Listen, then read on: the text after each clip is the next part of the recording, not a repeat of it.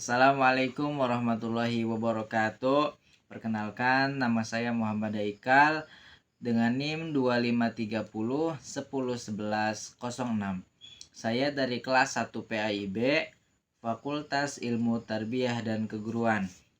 Saya di sini akan membuat video untuk memenuhi salah satu tugas mata kuliah Ilmu Sejarah Peradaban Islam dengan tema Perang Salib yang diampu oleh dosen Ibu Yoyoh Badriah SPDI MAG. Berikut video yang akan kami jelaskan. Tugas video sejarah peradaban Islam Perang Salib. Awal mula terjadinya Perang Salib dalam sejarah Islam klasik. Pada penghujung abad ke-11, dunia Mediterania berada dalam keadaan yang penuh gejolak. Di satu sisi, dunia Islam tengah mengalami dinamika politik yang kompleks. Dinasti Abbasiyah di Baghdad sudah kehilangan kekuatan dan hanya menjadi simbol spiritual. Sementara kekuasaan politik sebenarnya berada di tangan berbagai dinasti regional seperti Seljuk, Fatimiyah, dan para amir lokal. Di sisi lain, Eropa Barat baru saja bangkit dari masa kegelapan. Jumlah penduduk meningkat, pengaruh gereja menguat, dan semangat religius kembali berkobar. Ketegangan di Tanah Suci. Tanah Suci, terutama kota Yerusalem, menjadi titik penting bagi tiga agama. Yang pertama agama Islam, yang kedua Kristen, dan yang ketiga Yahudi. Kota ini berada di bawah kekuasaan Islam sejak masa Khalifah Umar bin Khattab. Meskipun demikian, umat Kristen dibolehkan berziarah secara aman selama berabad-abad.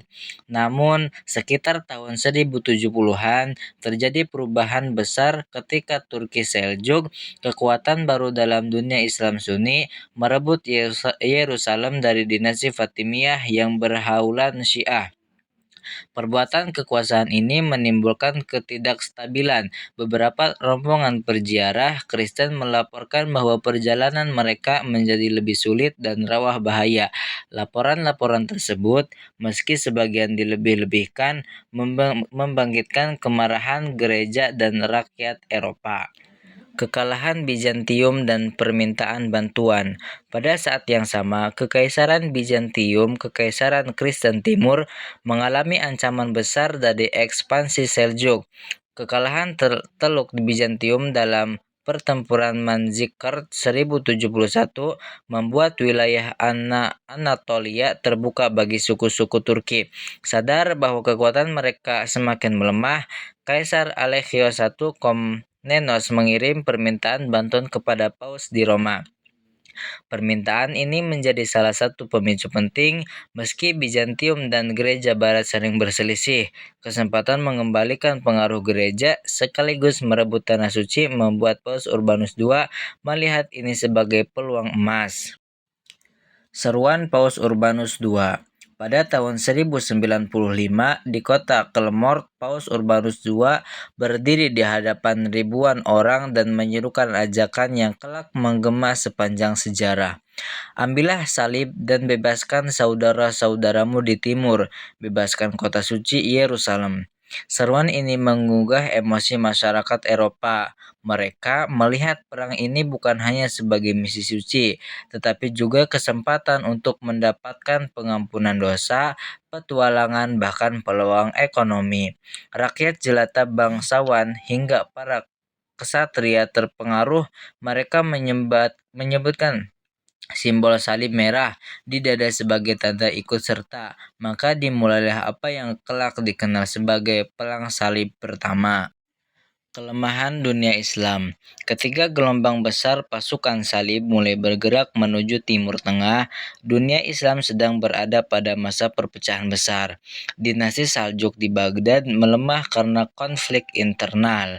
Seljuk yang lain berkuasa di Suriah namun saling bersaing. Dinasti Fatimiyah menguasai Mesir dan Palestina tetapi juga bermusuhan dengan Seljuk. Tidak ada persatuan di antara kaum muslimin. Akibatnya, kedatangan pasukan salib tidak ditangani secara efektif. Kota demi kota jatuh, Nicea, Edessa, Antiokhia hingga akhirnya Yerusalem pada 1099 yang ditaklukkan dengan pertumpahan darah besar.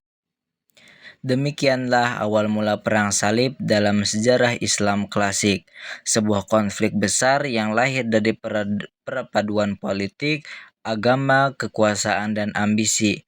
Ia bukan sekedar perang antara dua agama, tetapi juga cermin dari kekuatan dan kelemahan masing-masing peradaban pada masa itu. Ketika umat tersebut terpecah belah, namun bisa bangkit kembali ketika umat tersebut memiliki pemimpin yang adil, moral, dan memprioritaskan ilmu serta agama. Mungkin hanya itu yang bisa kami sampaikan. Kurang atau salahnya kami mohon maaf. Assalamualaikum warahmatullahi wabarakatuh.